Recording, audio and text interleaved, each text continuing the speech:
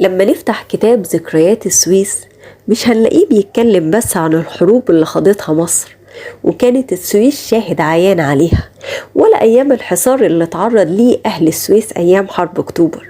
هنلاقيه كمان بيتكلم عن الفن والفنانين، ومن أشهر الفنانين اللي قدمتهم السويس للسينما المصرية إسماعيل ياسين، أول ممثل مصري تكون في أفلام باسمه. الموضوع ما اقتصرش على تقديم ممثلين للسينما المصرية وبس، لكن كمان بنلاقي رجال الأعمال السويسيين كانوا بيهتموا بالفن. ففي أربعينيات القرن العشرين بنلاقي إحدى رجال الأعمال السويسية المحبة للفن بيضع حجر الأساس لسينما شانتكلير، وفي سنة 1944 تم افتتاح السينما اللي كانت بتتميز بالبساطة والرقي، وكانت مخصصة لعرض الأفلام الأجنبية فقط. واللي حضر الاحتفال في الوقت ده قال قد إيه إن هو كان احتفال ضخم وكبير وراقي. فكانت الشاشة الرئيسية بجوارها شاشتين صغيرتين على اليمين واليسار لعرض ترجمة الأفلام. طبعا ده كان قبل ميلاد إنيس عبيد اللي حل الموقف بعد كده.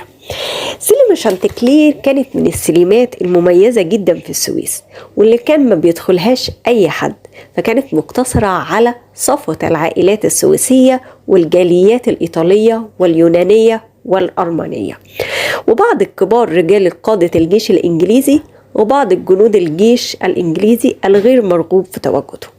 تتكون سينما شانتكلير من صالة وبلكون فقط، يعني لا فيها لوج ولا بنوار، وطبعا الترس ابو 3 ساغ ما كانش موجود. سعر التذكرة بتاعتها كانت 9.5 قروش، والبلكون 12 قرش ونص. طبعا ده مبلغ غالي جدا في الوقت ده. وفي الصيف زي ثقافة السويس دايما في دور السينما ان بيتعمل سينما صيفي، فكان بجوار السينما الرئيسية اتعمل سينما صيفي لعرض الافلام في الصيف بتكون مفتوحة في الهواء الطلق.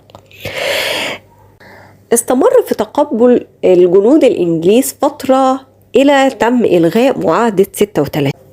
ومع اشتداد المعارك ما بين الفدائيين والجنود الإنجليز، فكان من الطبيعي في سنة 1951 أن يصبح رواد السينما بس من العائلات السويسية والإيطالية واليونانيين والأرمنيين.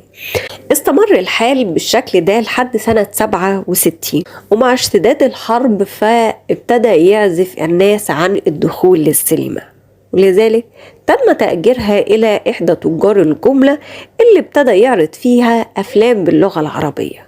فبنلاقي إن سينما شانتكلير ساعتها فقدت هويتها وأصابها الوهن، وانتهى عمرها الافتراضي، وتم هدمها في تسعينيات القرن، وأقام مكانها أبراج اللي موجودة في شارع بارادايس أمام الكنيسة اليونانية أو الكنيسة مريم العذراء الكاثوليكية اللي موجودة في شارع بارادايس. ودي كانت حكايتنا النهاردة عن معلم سويسي شهير، أشهر أدوار السينما في السويس، سينما شانتكلير. ما تنسوش لو عجبكم الفيديو تعملوا لايك وشير وسبسكرايب للقناة وتفعلوا زر الجرس عشان يوصل لكم كل جديد من الفيديوهات بتاعتي. هشوفكم على خير في فيديو جديد.